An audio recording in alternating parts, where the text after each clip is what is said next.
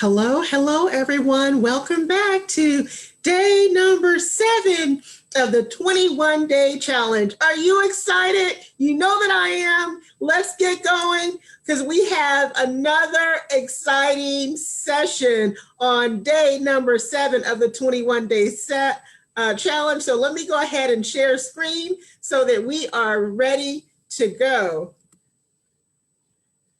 I don't know about you guys, but you know how excited I get about this challenge and just day by day what we have an opportunity to do here in terms of get each of your businesses contract ready. So here we are. Let's just jump right in to day number 7 of the 21-day challenge.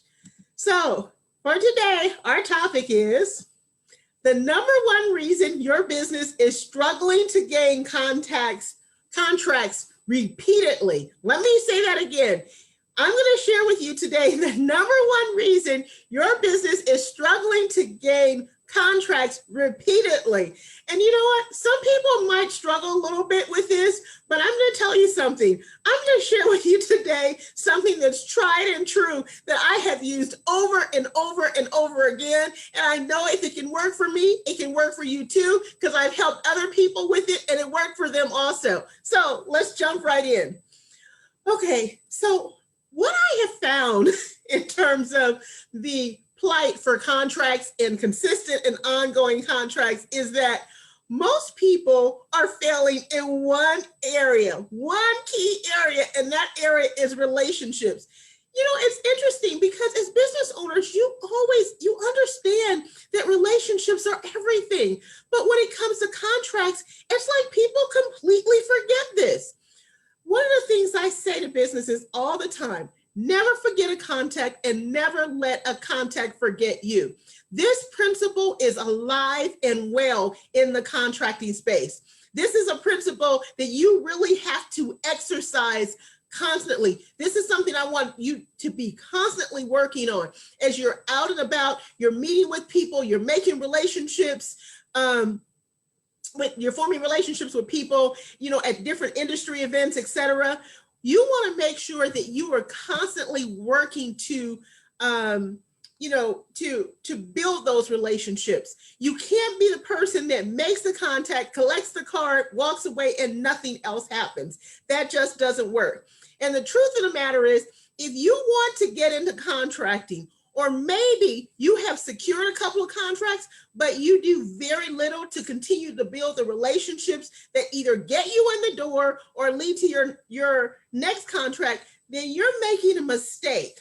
Because if you're able to get one contract, then you can get a second contract. And I tell people all the time, it's a very small world in this space.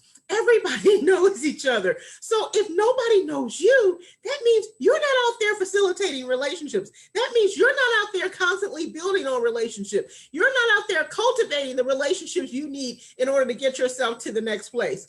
I like to tell this story, my little story. Everybody knows that many years ago, we secured our first contract for $1 million after working under contracts for years. And I'm going to tell you something. We didn't understand very early on what we were doing that was constantly feeding us contracts. Well, one of the things that we were doing was simply creating relationships within our industry. We were starting to really just connect with people in the space where we needed to be. We got to the point that everyone just knew us. And it wasn't because, honestly, it wasn't because we were this big business doing a whole lot of business. It was really because we were the small guy that just liked to talk to people. Our goal was constantly to connect with people and to help people. And believe it or not, just that little bit is what constantly feeds us contracts. I mean, we are, it's rare that I don't have a contract. And I'm going to tell you, I've been working under contract since 2007. And when we first started, we didn't have a clue what kind of impact this would make, how much it would change our lives and the lives, in our business. So I'm going to tell you that if you're not out there constantly speaking and connecting with people, you are missing the mark altogether. So let's go ahead and move on, because as I shared with you, every day, I'm always going to give you a big tip and a small task. So let's move on to the big tip, because we got a lot to talk about. Your tip for today is really simple. Constantly cultivate customer and prospect relationships. That's it. And I know most of you guys, you know this, but you're still not doing it. And I understand, because what happened, you make them, you do what a lot of people do. You get so involved and so engaged in your business and in your work, you forget to get out of the building, or in this case, at least get on Zoom and start connecting with people. Well, there's a well-known statement in sales that goes like this. It says, always be prospecting. I'm going to revise that a little bit to state, always be cultivating relationships.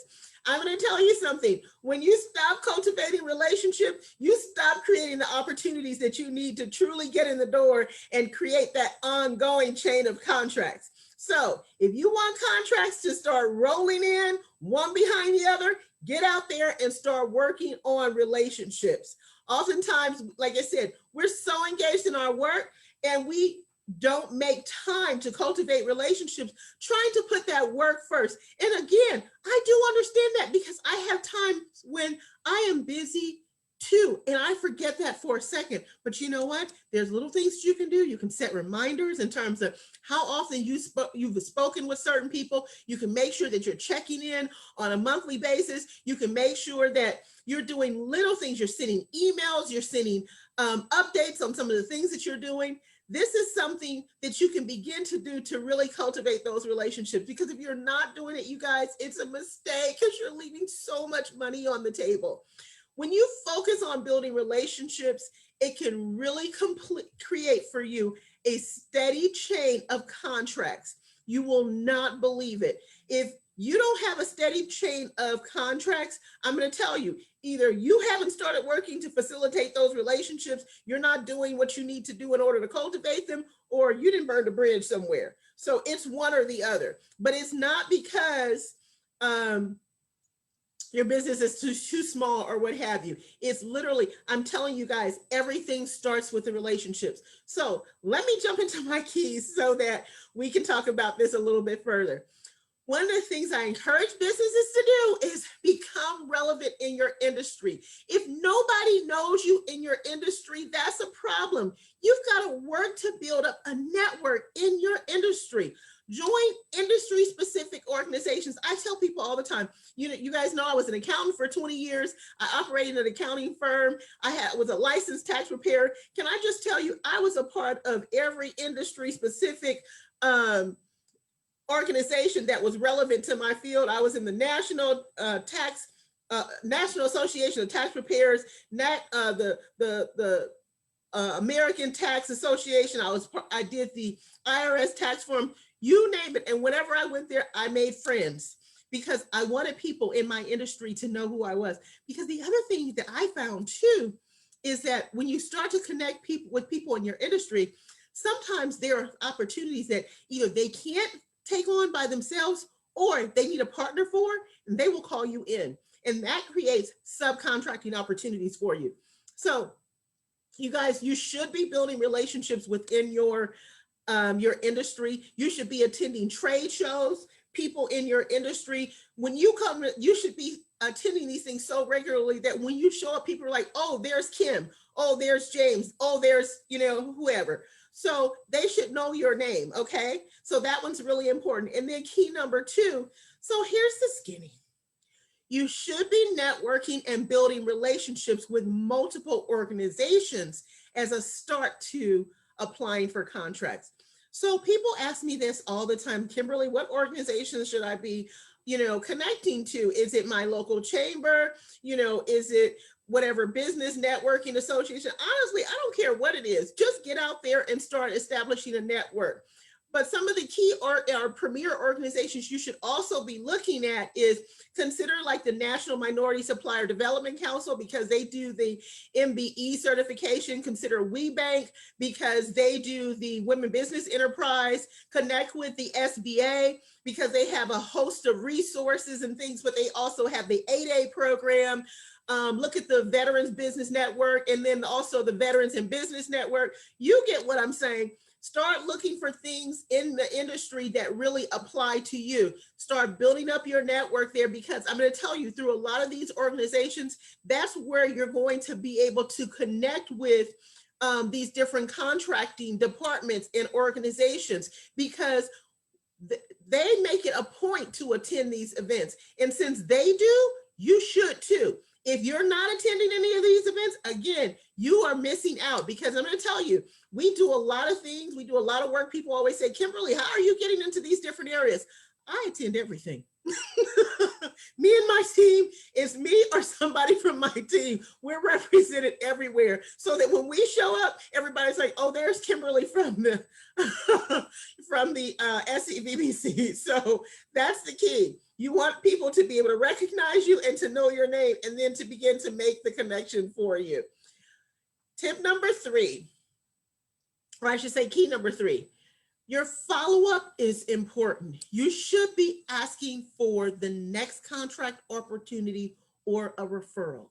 Okay, so this is one that I see businesses just forget altogether. Remember what I said to you guys, it's a very small world amongst the key players in this industry. That means the large corporations, that means the government agencies. I'm going to tell you, they all get together at these different conferences, and they all know each other. So if you do a good job here and you're looking for, the next opportunity, you should be talking to your contacts at that organization or at that corporation about what else is coming up, what other opportunities do they foresee. And sometimes they're going to say to you, I'm sorry, Kimberly, we don't have anything coming up at this time.